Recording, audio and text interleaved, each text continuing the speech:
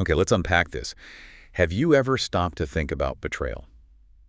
I mean, not just as, a bad act, but as a deep, kind of multi-layered science with roots in our biology, our psychology, even the fabrics of society. Right. That's exactly where we're headed today.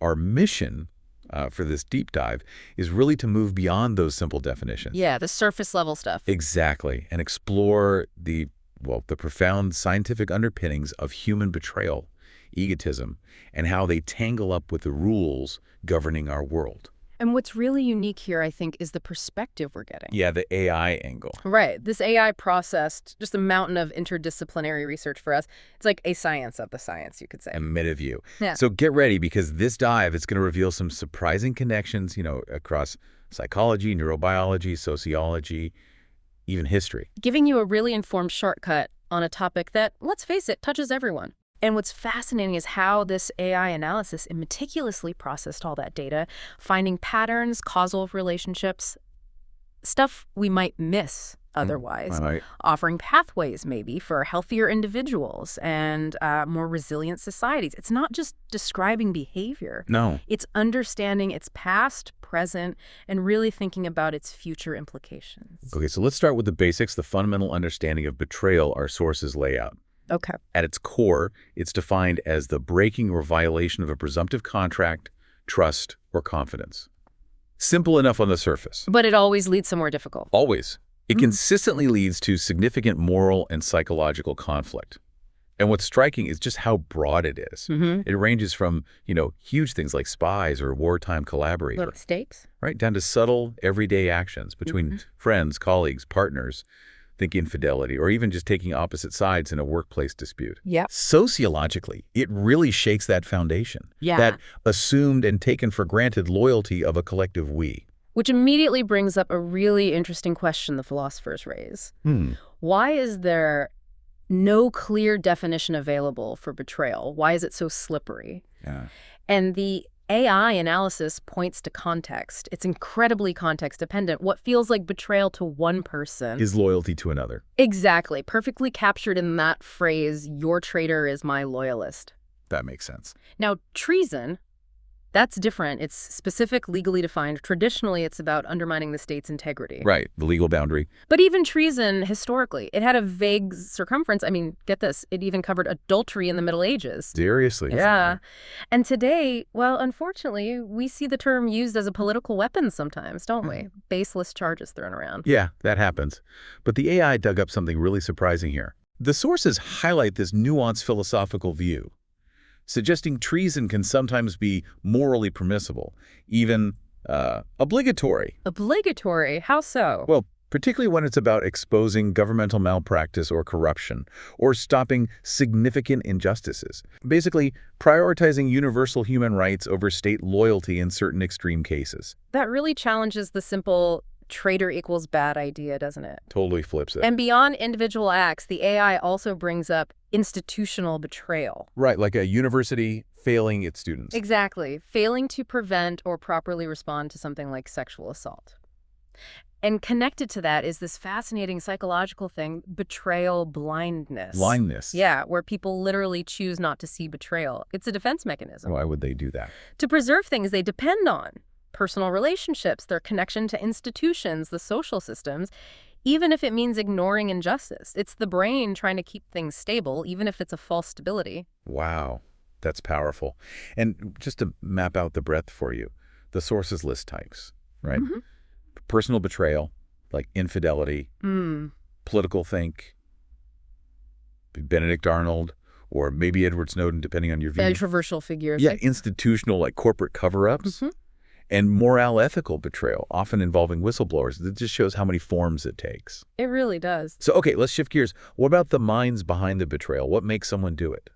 Well, the AI's analysis stresses it's not one single profile. It's complex. A spectrum, really. A spectrum of motivation. Exactly. It could be an exaggerated spirit of self-preservation. I mean, even to the point of taking lives to survive in extreme situations. Grim. Or it could be about seeking welfare, material gain, or sometimes, surprisingly, it's about vanity and desire of popularity. Vanity. Really? Yeah. And the initial psychological step, the sources suggest, often starts simply search for a solution in order to survive. A coping mechanism gone wrong. Potentially. Which can then escalate, sometimes drastically, to submitting the entire life, moral attitudes, and conscience in a total act of obedience to some oppressive force or ideology. Wow. And individual traits play a role, too. Oh, definitely. Things like impulsivity, maybe low conscientiousness. Yeah. These can interact with extreme circumstances, paving the way. Okay, so it's a mix of situation and predisposition. Precisely. And what's really fascinating, connecting this to the bigger picture, is the cognitive side of deception. Deception being key to betrayal, usually. Often, yes. And successful deception. It's actually very cognitively demanding. The AI shows it requires keeping calm under pressure, behavioral consistency.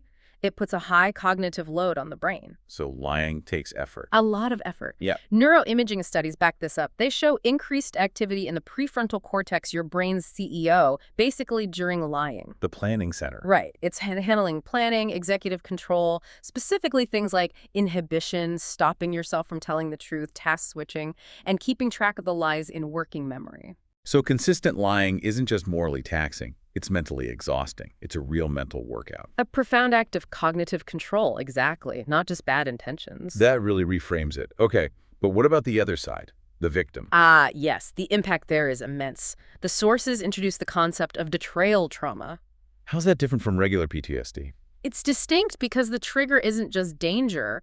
It's a specific response to extreme anger resulting from a violation of trust by someone or something you depended on, a trusted individual or institution. A trust element is key. Crucial. And this trauma, it induces an extremely high-level perception of danger. It kicks the brain's threat center, the amygdala, into overdrive. That's an alert. Leads to chronic hypervigilance. Your brain becomes fundamentally biased to interpret interactions as potentially dangerous. So it sees threats everywhere. Pretty much. Imagine your internal alarm system getting stuck in the on position after a major breach. It profoundly rewires the brain's safety mechanisms. Making it hard to trust anyone again. Exactly. It compromises trust in all future relationships. It's a truly devastating, deep impact. It's incredible how deeply it can rewrite our neurobiology. And here's the paradox, right? Mm-hmm.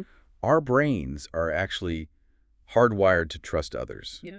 It's this innate drive for close-knit bonds. Absolutely essential for survival, evolutionarily speaking. Yeah, you can see it in brain activity, ventral striatum, medial prefrontal cortex lighting up during trusting interactions. It feels good to trust. But here's the vulnerability. That innate drive can sometimes override logic, or what the sources call blind trust. And when that gets broken, bam, it can short-circuit your neurobiology and make it difficult to trust again. And that short-circuiting, it comes down to this complex dance in the brain between the prefrontal regulatory influences, the executive control part. The rational part trying to manage things. Right. And the hyper-responsivity of the amygdala, that overactive threat center we mentioned. They're supposed to work together to regulate aggression, pro-social behavior. But after betrayal, that balance is thrown off. And neurochemicals are involved too, right? Oxytocin. Oxytocin, often called the love hormone associated with bonding trust. Yeah. But the AI dive shows it's, complicated. Its effects are highly context-dependent. It's not just warm fuzzies. How so? It can absolutely foster affiliative behavior and trust, but depending on the situation, it can also produce protective or even defensive-aggressive responses. It can increase envy, it can amp up in-group favoritism, and even out-group derogation. So it can make us bond tightly with us, but potentially more hostile to them. Precisely. It's got a real duality. And then you have other players, vasopressin and testosterone, implicated more in aggression. Serotonin, on the other hand, tends to inhibit aggression. It's a whole chemical ballet. Wow. Okay. And genetics. Does our tendency to trust have genetic roots? It seems so. The AI found trust shows moderate to strong genetic influence. That's wild. Isn't it?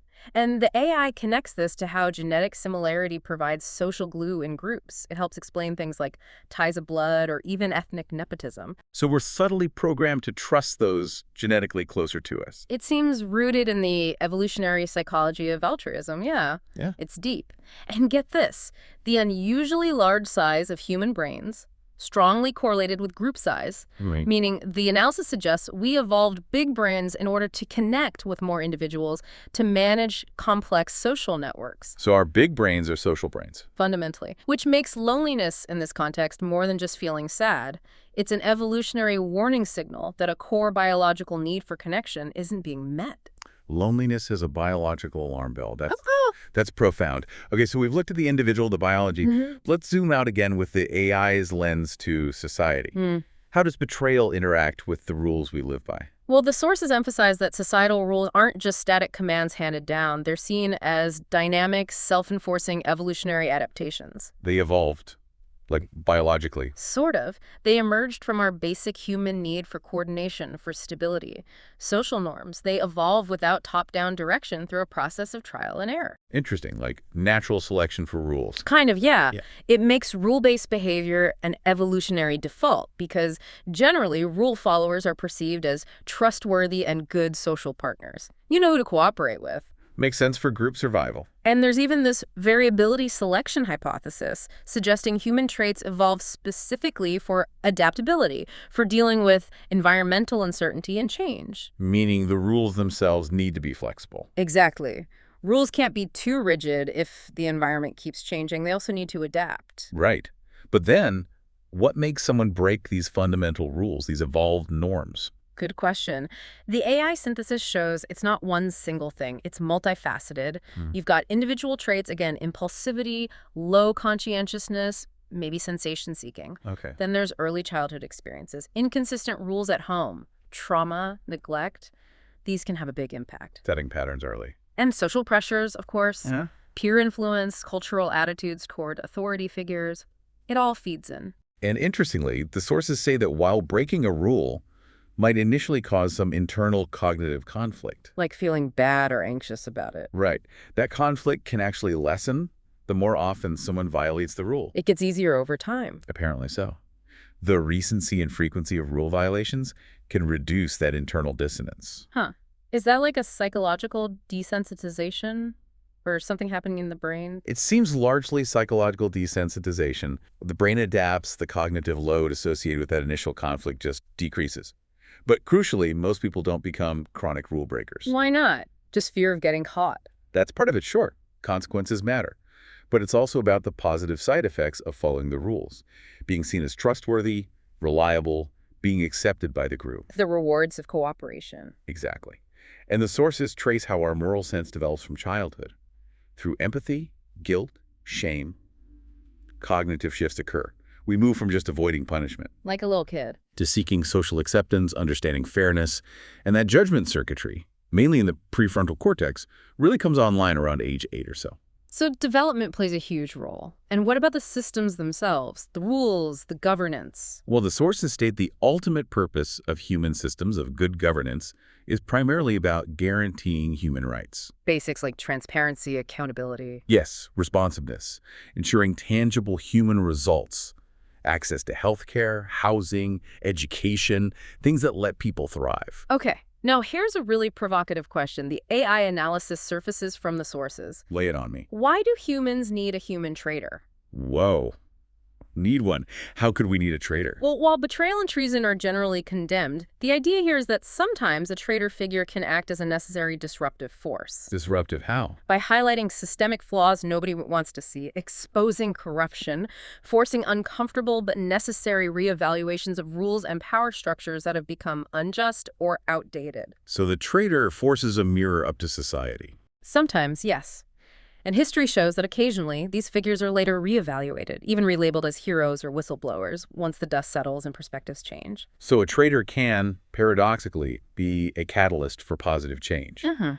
That completely reframes a concept we usually see as just negative. It's a profound reevaluation, absolutely. And if we bring all these threads together, this deep dive really shows us betrayal isn't some fixed, simple thing. No, definitely not. It's profoundly ambiguous, deeply context-dependent, and its impact, especially on trust, on our neurobiology. It's deep, often creating chronic trauma.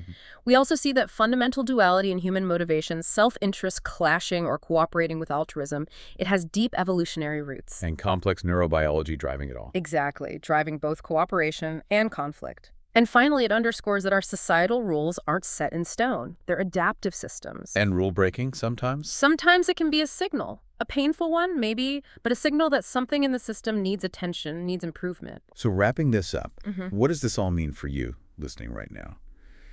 The AI's analysis points towards some key things for fostering a healthier future. Like what? Nurturing trust and emotional resilience right from early childhood. Promoting ethical literacy, critical thinking skills. Strengthening the social determinants of health, those basic conditions people need. And on the systems level? Cultivating adaptive governance. Governance that really prioritizes human results and, crucially, is willing to look at itself and reevaluate its own rules. So here's a final thought to consider. If understanding the complex science behind a human traitor helps us anticipate, mitigate, maybe even learn from these disruptions, what unnecessary rules might exist in your own life or in your community? Rules ripe for reevaluation. Exactly. Or maybe even removal for the greater good. This whole journey into the multidimensional science of human betrayal really reminds us. Knowledge, when you understand it, when you apply it. It's our most valuable tool. This is DigitView.